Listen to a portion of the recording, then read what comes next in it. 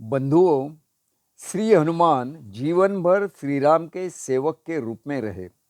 वो उनकी अपने प्रभु के रूप में उपासना करते रहे, परंतु आज हमें आश्चर्यजनक रूप से प्रभु से अधिक उनके सेवक की प्रभुता का अद्वितीय उदाहरण देखने को मिलता है।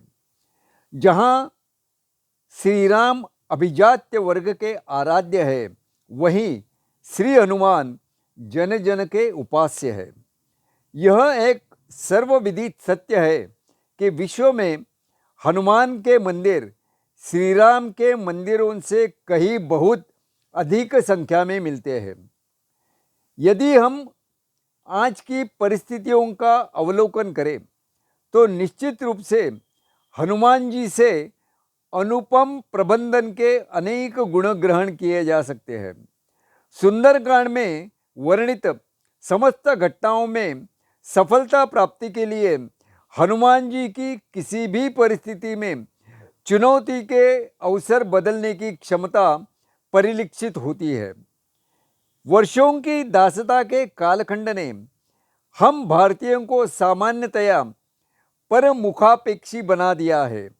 हम सभी को यह एक अभ्यास ही हो गया है कि विज्ञान, कृषि, सुरक्षा, चिकित्सा व प्रबंधन आदि सभी शिक्षाओं के लिए विश्वविद्यालयों में विद्यार्थियों को विदेशी विद्वानों का आदर्श मानकर उन्हीं की पुस्तक पढ़ने की प्रेरणा करते हैं।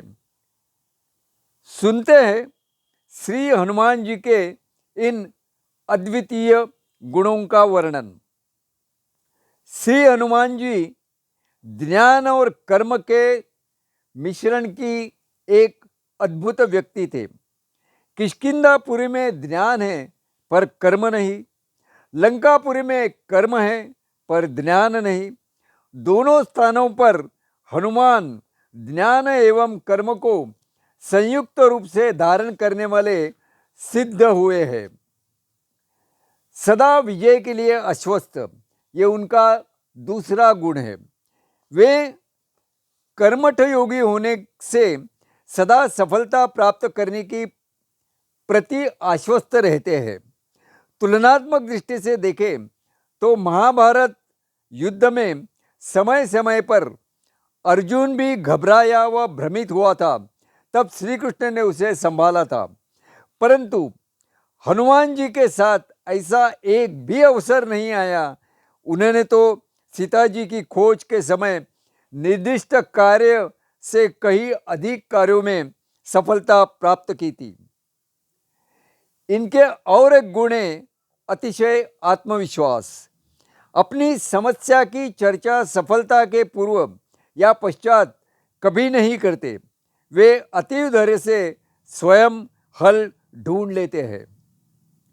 हनुमान जी अत्यंत विनम्र ऐसे उनकी पहचान है।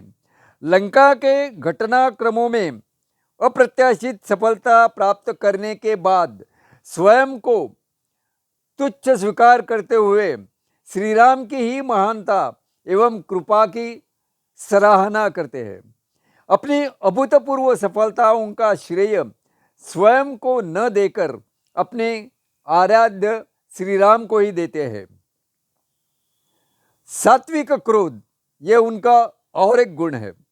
लंका प्रवेश के बाद अनेक राक्षसों रावणों के योद्धाओं पर किया गया उनका क्रोध सात्विक था, तामसिक नहीं। श्री हनुमान जी व्यवहार निपुण थे। लाभ की आशा ही लोभ की ओर ले जाती है। राम काज को अपना लक्ष्य बनाकर लंका में राम भक्त विभीषण को सखा कहकर फिर शीघ्र ही भ्राता शब्द से उन्होंने संबोधित किया।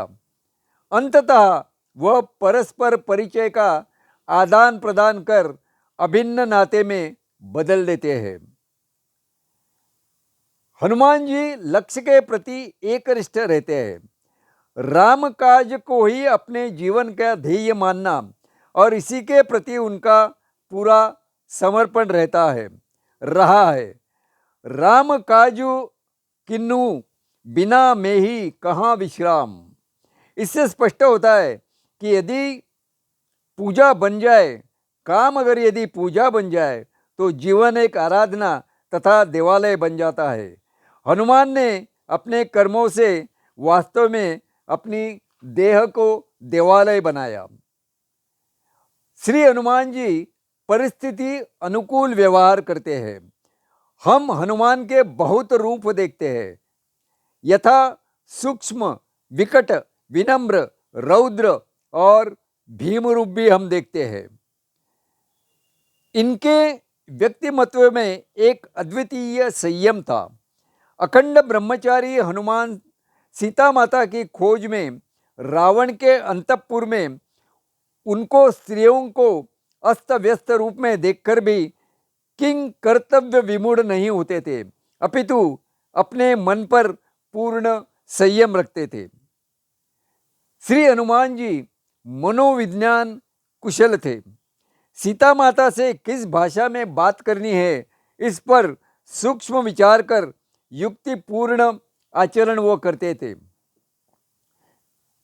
जैसा कि हमने पहले निवेदन में कहा कि सुंदरकांड में वर्णित सभी घटनाओं वो विभिन्न गुणों का निष्कर्ष रूप में अवलोकन करते हुए उपरोक्त अतिरिक्त गुणों का समायोजन करें तो निश्चय ही हम श्री हनुमान को संसार के सर्वप्रथम व श्रेष्ठतम प्रबंधक के रूप में जानकर निरसंदेह ही गौरवान्वित होंगे।